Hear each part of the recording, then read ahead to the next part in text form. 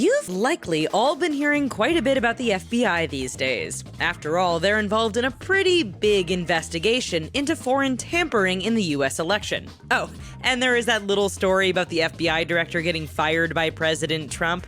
Yes, this somewhat shadowy organization is in the spotlight now. Because of this, we thought it was a good time to show you 10 lesser-known facts about the Bureau. From their beginnings to some of the more bizarre investigations and methods, these little-known facts about the FBI might actually cause more questions than answers. Now, since we can't send a field agent to your home for an interview, we'll simply ask you a quiz during the video to see if you're a credible candidate for the richest witness protection program. We'll ask it during the interview, so be sure to pay attention. Until then, hook up that polygraph machine and be sure to press those subscribe and notification buttons so we know you're totally on board with us. A secret birth. While today the Federal Bureau of Investigations has incredible reach across the entire United States, it wasn't always like this. In fact, there was a time when the US had no federal investigative crime-fighting force. Back in the early 20th century, America wasn't exactly the Wild West, but it had quite a few problems. Cities were growing and every state, region, and town had its own law enforcement, some being particularly worse than others. This made coordinating any sort of investigation a real problem. To make matters worse, Henry Ford's cars were coming off the assembly line, giving crooks something to not only steal, but to easily cross state lines with. Attorney General Charles Bonaparte, grandnephew of Napoleon Bonaparte, found that when he needed men to investigate crimes, he was actually borrowing them from the Secret Service. Naturally, with all the bureaucratic red tape, it was easier to create a separate force of investigators, which is what he did. In the spring of 1908, Bonaparte took several Secret Service agents, added a few more hand-picked investigators, and created a 34-man investigative unit. Operating under the Department of Justice, this marked the beginning of the FBI. Fingerprints. Today, criminal investigations involve collecting all sorts of evidence as part of the process of building a case. It wasn't always this way. Long before we had DNA or surveillance cameras everywhere, most evidence came in the form of whatever a witness saw. Obviously, witnesses aren't always the best source for investigations. Fast forward to the late 1800s and law enforcement officials discovered that fingerprints were an ideal way to track criminals. Of course, today the fingerprint is just a part of any criminal investigation. Yet it remains important. That's because your fingerprint is unique to you, and no two are alike. Now, the fact that the FBI uses fingerprints isn't exactly a secret, but did you know they had a massive record of fingerprints collected from US citizens? Stored in a very secure facility just outside of Clarksburg, West Virginia, the Bureau has fingerprint records of millions of people stored. In fact, they reportedly process upwards of 50,000 prints per day. Even if you have no criminal record, there's still a good chance they have your prints on file. After all, any jobs or applications that require you to submit a fingerprint sample likely results in a copy going straight to Clarksburg. Paper or plastic. Over the past decade, there has been a real surge in interest when it comes to knowing just how much the government is watching us. After all, thanks to Edward Snowden, we now know that various government departments have the ability to know who you call, what you search online, and what your text conversations contain.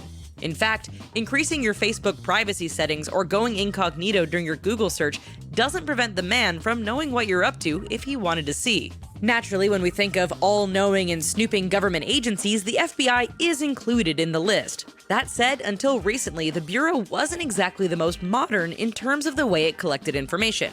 You see, up until 2012, the FBI was still a largely paper organization. What that means is that the majority of their case files were, well, stacks of paper.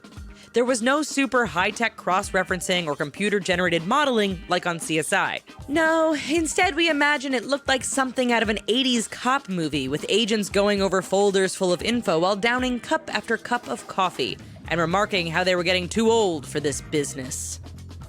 10-year terms.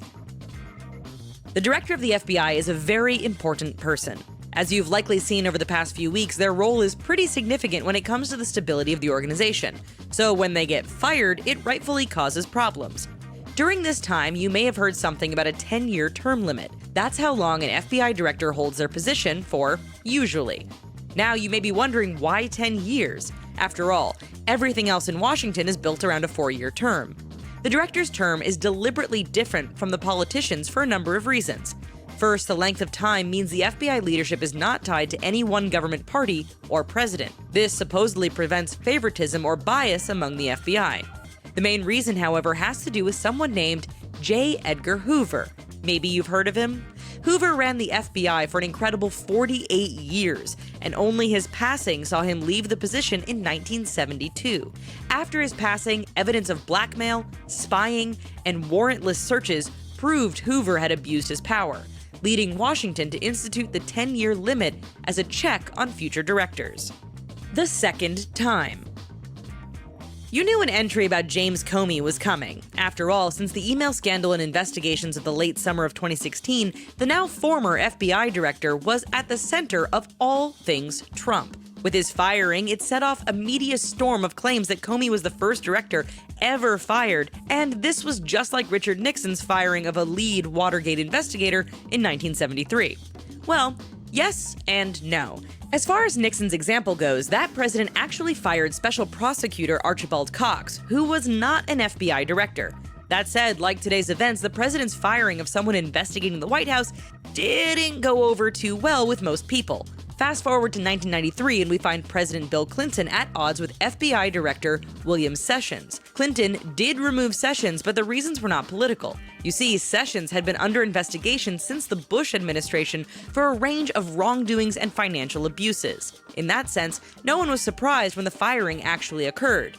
So now you know when it comes to James Comey's firing by President Trump, he is the second director fired, but the first to be fired by a president who he was investigating at the same time. Okay, time for your field agent quiz. Victor Manuel Garena was placed on the 10 most wanted list after a 1983 robbery. Do you know what distinction Garena holds as a result of this? Think it over while we show you 5 more FBI facts you may not have known. Strange investigations. Every now and then a music band comes along that riles up adults in one way or another. Whether it's Kiss in the 1970s or Marilyn Manson in the 1990s, every generation has someone creating music deemed controversial. In 1963, a band called The Kingsmen did a cover of Richard Berry's Louie Louie. You've likely heard the song either on the radio or used in a movie due to its popularity. However, in the 60s, it was not popular with some parents and the FBI. Soon after the song's release, parents wrote to Washington to complain about Louie Louie because they believed it was obscene. The FBI investigated the song and analyzed its lyrics for several months. The investigators listened to the lyrics and heard nothing bad, so they logically decided that the obscene content could only be heard at higher or lower speeds. Yes, they even played the record at various speeds to see if there were hidden messages hidden within. Seriously, can you imagine being the agent put on this case? Strangely, agents from the Bureau only interviewed the Kingsmen and not Richard Berry, the original writer of the song. Eventually, the government found this was a huge waste of taxpayer dollars and moved on to solving real crimes. Women in the Bureau. In 1991, we were introduced to FBI trainee Clarice Starling in the movie The Silence of the Lambs. Of course, Jodie Foster isn't an FBI agent in real life, but her role in the film did demonstrate that women are an active part of the FBI. So, what's the big deal then? Well, at the time that the film was released, women had only been serving as agents for 19 years. In fact, from its founding in 1908 until 1972, only one female agent served in the rank of the FBI. Alaska Davidson holds the distinction for being the first female FBI agent ever. She joined the Bureau in 1922 and served for 2 years.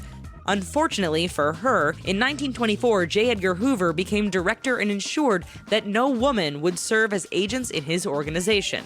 For the next 48 years, this remained the policy of the FBI. With Hoover's passing in 1972, the doors reopened to female recruits.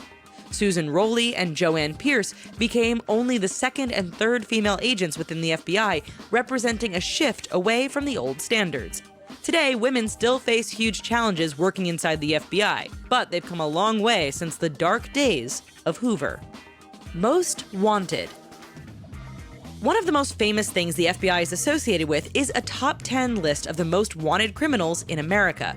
From murderers to bank robbers, if you end up getting put on the FBI's most wanted list, then odds are you are one bad individual.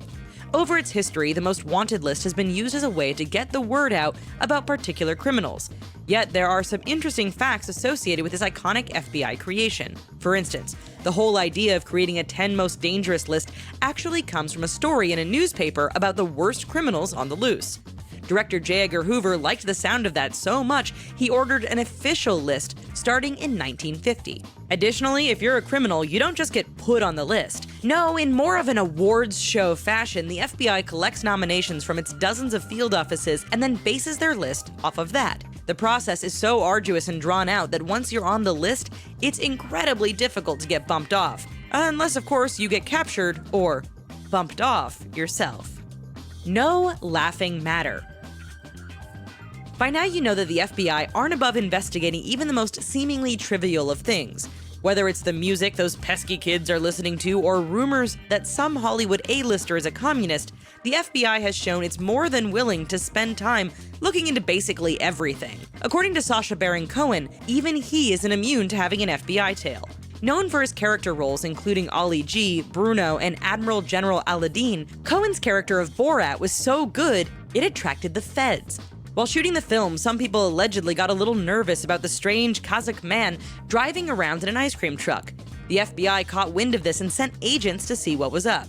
In addition to starting a file on Cohen and reportedly trailing him, they also came to interview the cast and crew at a hotel they were staying at. Rather than simply meet with the FBI to show them he was a comedian and the whole thing was a show, Cohen did his best to dodge authorities and even broke his foot in the process of escaping one night. With all that behind them now, we imagine the whole relationship between the FBI and Cohen today is nice. Mob ties. They employ thousands of agents, have access to incredible resources, and have near-sweeping powers. Over the decades, the FBI has grown and developed its capabilities to take on everything from organized crime to serial killers. We imagine them as black suit and sunglass-wearing individuals who emerge from nowhere to apprehend their targets. Okay, while it is true the FBI is a pretty capable and powerful organization, even its investigations can stall. Take the case of 3 civil rights workers murdered in Mississippi in the 1960s. When the FBI's investigation started hitting roadblocks, it seemed like the perpetrators would never be caught. After all, federal agents can't torture suspects or beat them unconscious to find answers, but the mob can. To help solve the case and find the bodies of the victims, the FBI allegedly hired notorious mobster Gregory Scarpa. Nicknamed the Grim Reaper, we don't think we need to go into too much detail about how Scarpa got his moniker. The mobster was given a gun and some money before being let loose. Scarpa reportedly tracked down one secret Klansman who he beat and threatened by putting a loaded gun in his mouth. The tactic worked and enabled the FBI to find the victims, although officially the mobster was never involved. So, in addition to being listed on the FBI's most wanted list, do you know what sets Victor Manuel Garena apart from the rest? The answer? He spent 32 years on the list, which is the longest for any individual. Believed to be currently living in Cuba, Garena has evaded capture and the $1 million reward for his arrest. So that's the end of our video for today, folks. If secrets and government conspiracy stuff is your cup of tea, then stick around. We've got everything you'd want, including tips on how to avoid tracking and detection by the government. After all, that tinfoil hat can't protect you from everything. We promise we won't track you or collect your information, as long as you agree to subscribe and hit that red button before you head out. Bye-bye for now.